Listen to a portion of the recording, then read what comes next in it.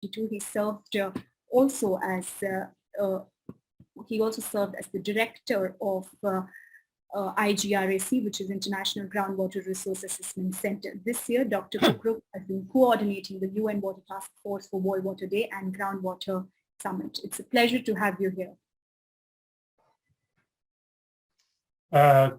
Thank you, Karishma. Do you hear me? Yes, loud and clear. Loud and clear. Okay, and good day, good morning, good evening to everyone.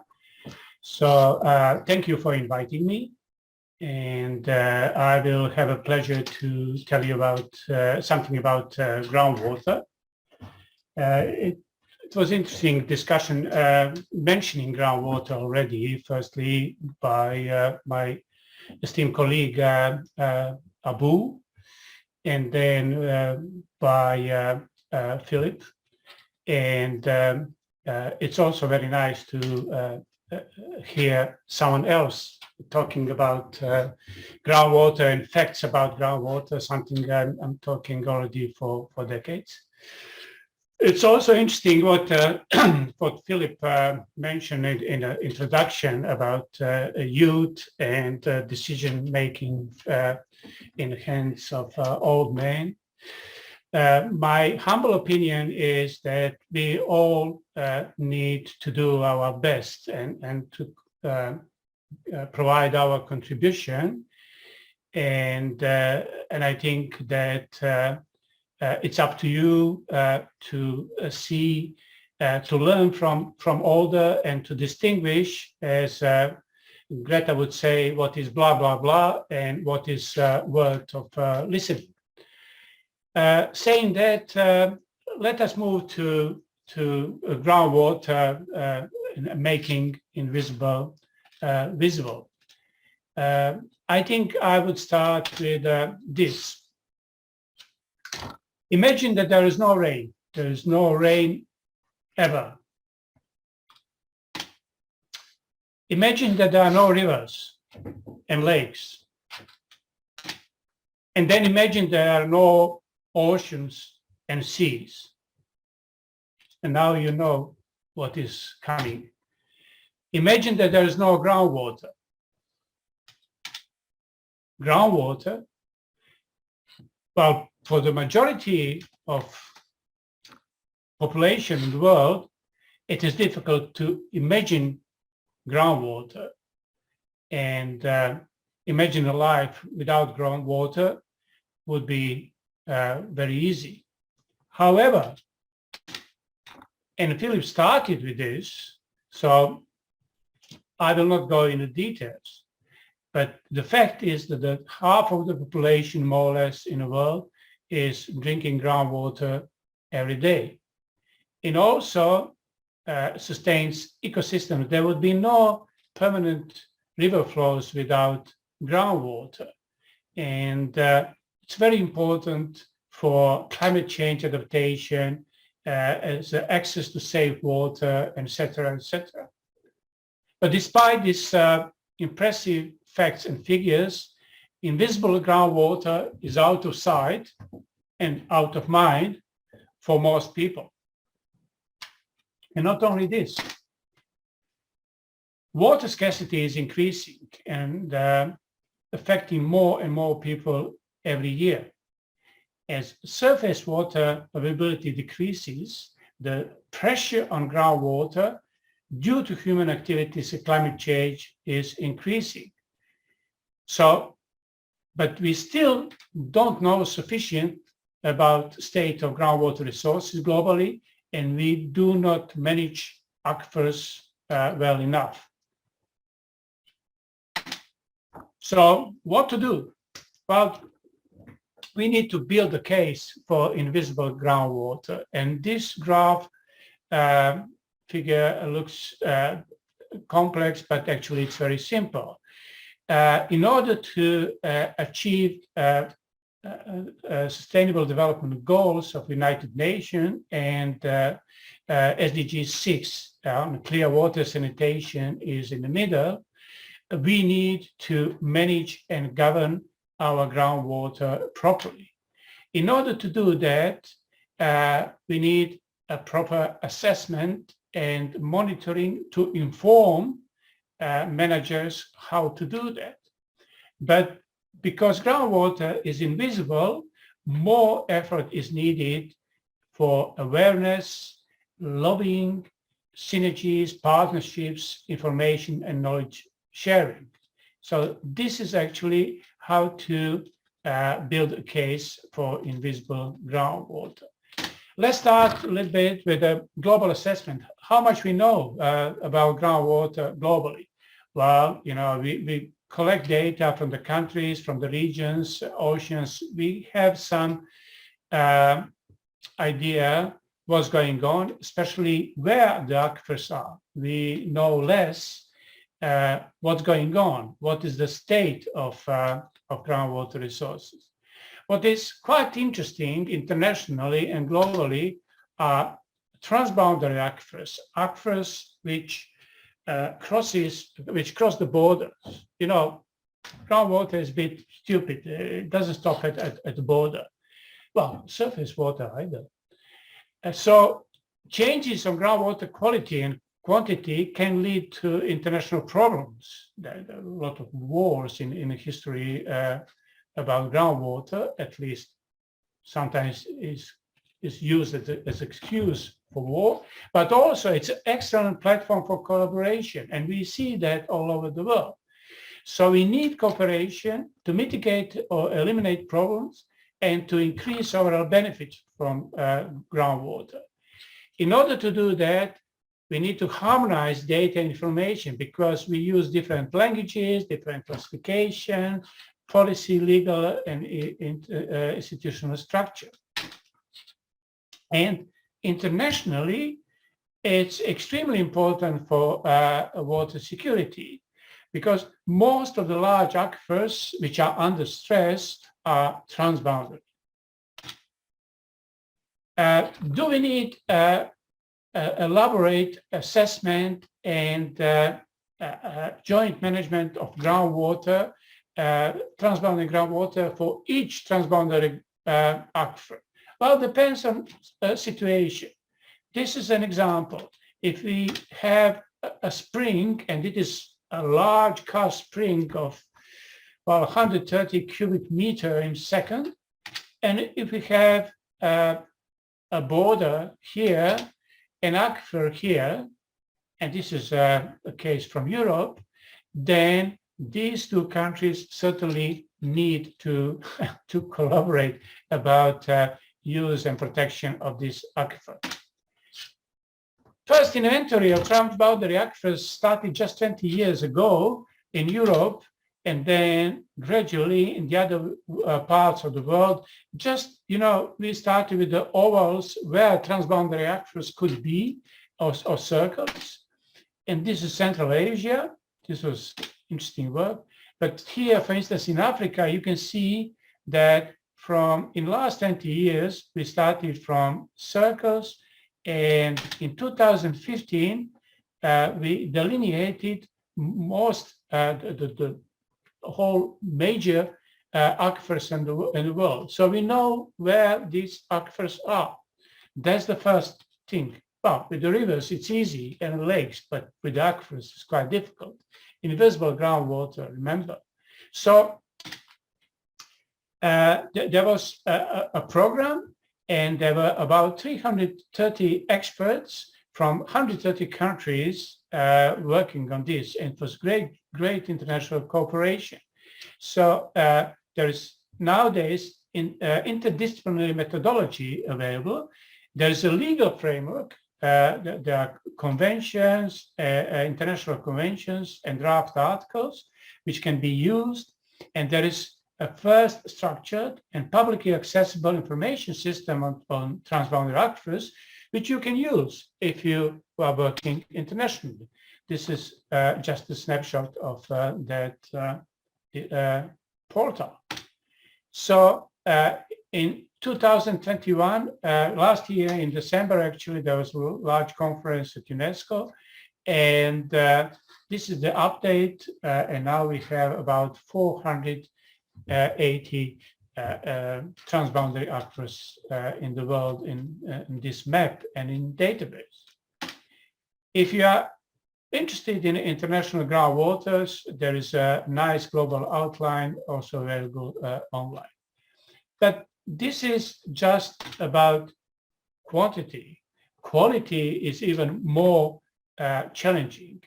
In this recent report of World Bank, where they say, well, invisible water crisis. For groundwater, they say, even we didn't have enough data, I think that was for India, where groundwater is very important, to make analysis.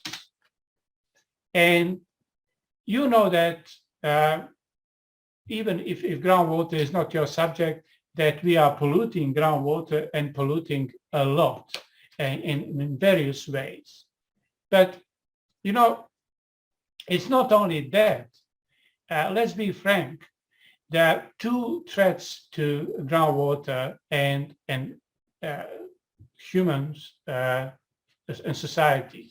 First one is geogenic, because there is a lot of naturally occurring contamination. About 150 million people are affected by arsenic contamination. So we need to know where this contaminated groundwater is. And the similar is with the fluoride and some other naturally occurring pollutants. But then, of course, what we do to groundwater, anthropogenic and human-generated pollution. Even in Europe, with the European Union, I must say, 23% of the so-called groundwater bodies are classified as being of poor chemical status. So this is really a challenge for you for the future. I just wanted to show you this initiative we started last year, so-called Friends of Groundwater, on global improving of global assessment of groundwater quality. And you can visit it if you like. So far, I was talking about the assessment of quality and quantity of groundwater. But groundwater system state of aquifer is changing both quality and quantity due to various environmental processes, climate change, and our impact.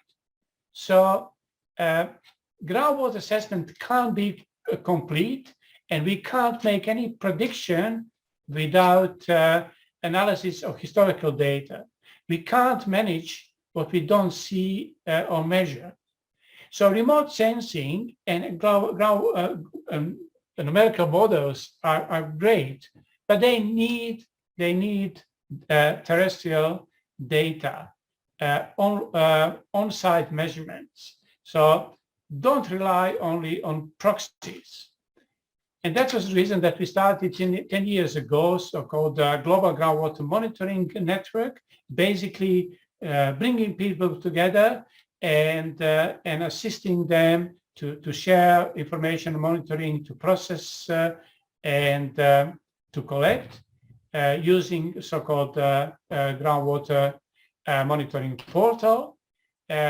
We did this already in more than 50 countries in the world, 60 I think.